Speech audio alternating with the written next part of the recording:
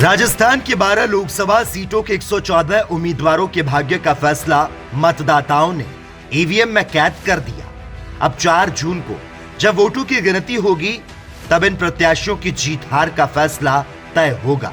लेकिन प्रदेश में शुक्रवार को हुई लोकसभा चुनाव के पहले चरण की वोटिंग के बाद ट्रेंड को देखकर कांग्रेस खेमे में खुशी की लहर है, वहीं भाजपा खेमा कुछ चिंतित सा नजर आ रहा है। वजह है पहले चरण की वोटिंग प्रतिशत का घटना। दरअसल शुक्रवार को लोकसभा चुनाव 2024 के पहले चरण में राजस्थान की 12 सीटों पर 57.87% मतदान हुआ।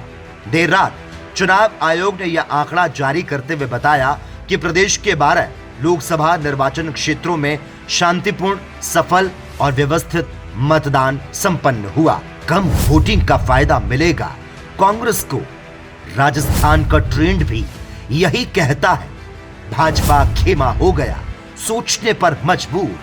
4 जून को ही पता चलेगा कौन जीत में। पहले चरण में प्रदेश के जिन 12 सीटों पर मतदान हुआ उन सभी पर निर्वाचन आयोग और स्थानीय प्रशासन की तमाम कोशिशों के बाद भी मतदान प्रतिशत कम रहा। 2019 में इन सभी सीटों पर 2024 की तुलना में अधिक वोटिंग हुई थी। इन क्षेत्रों में 2019 में 63.71% मतदाताओं ने मतदान किया। चुनाव आयोग ने 2019 और 2024 में हुई इन सभी सीटों पर हुई वोटिंग का आंकड़ा भी जारी किया। इस आंकड़े से यह साफ जाहिर है कि इस बार सभी सीटों पर 2019 की तुलना में कम वोटिंग हुई। अब इस कम वोटिंग से कांग्रेस क्यों खुश है? दरअसल पिछले 3 आम चुनाव के वोटिंग ट्रेंड को देखें तो कांग्रेस खेमे की खुशी की वजह साफ हो जाएगी।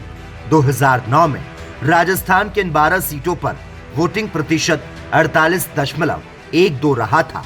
2014 में मतदान 13% से ज्यादा बढ़कर 61.66% पहुंच गया था, जबकि साल 2019 में यह आंकड़ा थोड़ा और बढ़कर 63.71% तक पहुंच गया।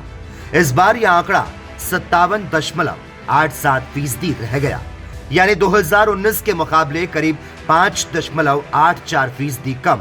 अब वोटिंग ट्रेंड ये बताता है जब जब राजस्थान में लोकसभा चुनाव में वोटिंग प्रतिशत घटता है तो कांग्रेस को फायदा होता है, जबकि जब जब वोटिंग प्रतिशत बढ़ता है तो भारतीय जनता पार्टी को फायदा होता है। हालांकि यह ट्रेंड कितना सही साबित होगा ये तो 4 जून को पता चल पाएगा। लेकिन फिलहाल इस ट्रेंड को देखकर कांग्रेस खेमा खुश तो बीजेपी खेमा सोचने पर मजबूर हो चुका है। Special desk the PK Times news.